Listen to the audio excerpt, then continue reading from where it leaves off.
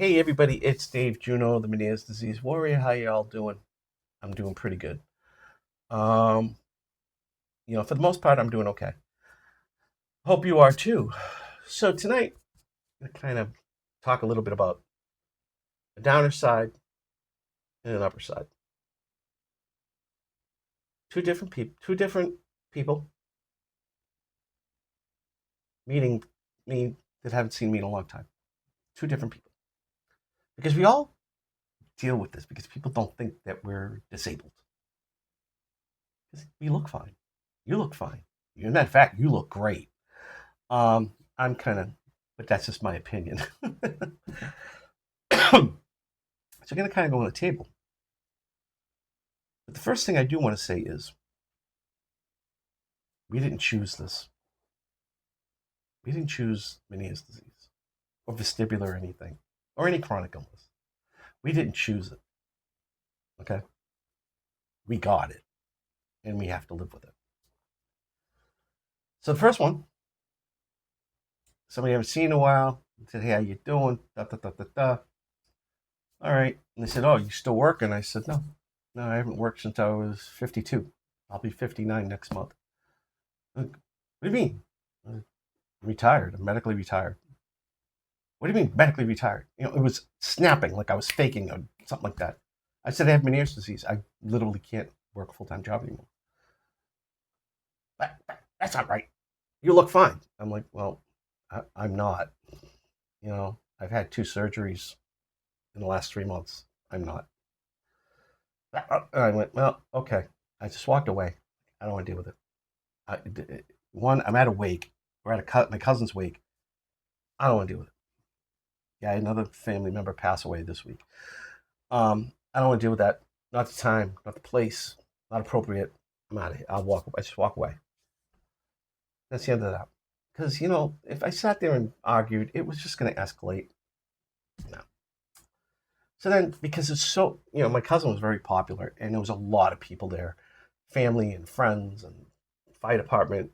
One of her daughter works at a Newton Fire Department.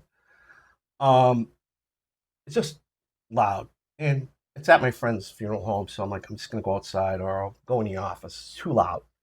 Because I had my cochlear in, and oh, waiting for my hearing aid to be repaired. I've been using the iPods Air Pros, which I'll do a video on that. It's pretty good. Pretty good for backup hearing aids. So I've been using that. It just got really loud no matter how I turned it down. So I just went outside. And so as I'm going outside, I see this a woman, she's around my age. I could tell she's around my age. And I said, look at her, and I said, "Do you work at Red Cross Pharmacy?" She's like, "Yeah." And I told her my name. Her first name's Sarah. I'm not going to mention her last name. Her first name's Sarah. I said, "Sarah, do you recognize me?" And she goes, "Wait a minute, Juno, right? David. You're Dave." And I'm like, "Yeah." She's like, "Oh my God, I haven't seen you so long. And my sister told me that you were sick." Because I used to fix her sister's copiers at Susan Baranowski Prison. And her sister was the director of the libraries. And I think she still is, actually. And she's like, "Oh my God, I've been thinking about you and this and that and the other thing. I'm so glad to see you. My sister said you were sick and had to stop working. What happened?" I told her I had Meniere's disease, explained to her what it was. She wanted to understand my journey. So we talked about that. She, I said, "Oh, there's my wife, Diane. Come here." Diane met her, and Diane's met her before, but Diane doesn't remember her, which is fine. Diane, there's a lot of people in my life, so I don't expect Diane to remember everybody. My wife, Diane. So she came over, and my wife was telling her and this and that, and she was so kind and caring and loving to both my wife and I. Um, Even though she really probably doesn't know what we go through, but she showed the compassion. She showed the kindness. You know what I'm saying? She got one end where somebody I haven't seen in a while acts like I'm fake and doesn't give a crap. And then because whatever problem they have, or, like I chose the disease, and then you get the other person who's just grateful to see me. Literally, you could see it in her eyes. Just grateful to see an old friend, and felt bad that an old friend was suffering. So, see, I've always say I'm just like you. But the problem, my thing is, I won't just talk about the bad. I'll talk about the good because the good is what keeps us going. So, do you understand that? When you hear good things, that makes you want to do more, that makes you want to be more, right? When you hear bad things, what do you want to do? Nothing.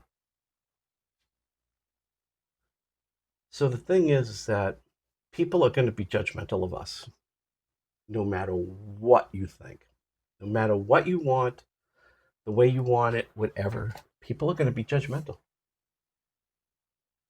People who are judgmental, walk away, stay away, don't go near them.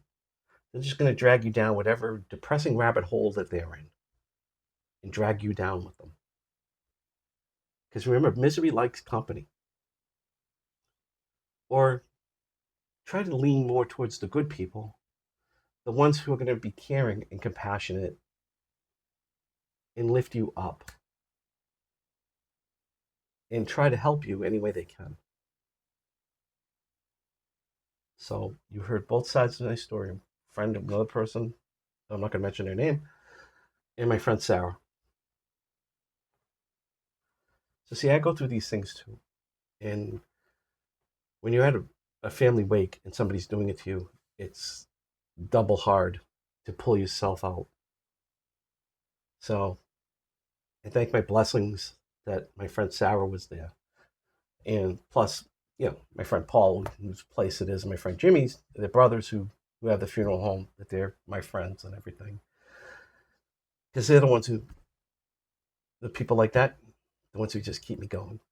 And you people too, you know, by sharing my story, sharing my journeys. I hope I'm helping. And on that note, guys, have a great night. I got a long day tomorrow at the funeral. And I'll talk to you all soon. Take care.